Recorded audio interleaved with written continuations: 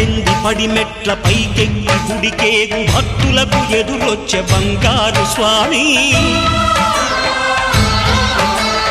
ఇరుముడులు స్పృశించి శుభమును దీవించి జన బృందముల చేరే జగమేలు స్వామి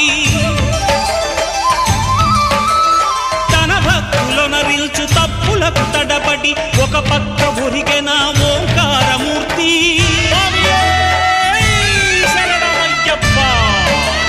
స్వాములందరూ తనకు సాయము కాగా ధీమంతుడై లేచె ఆ కన్య స్వామి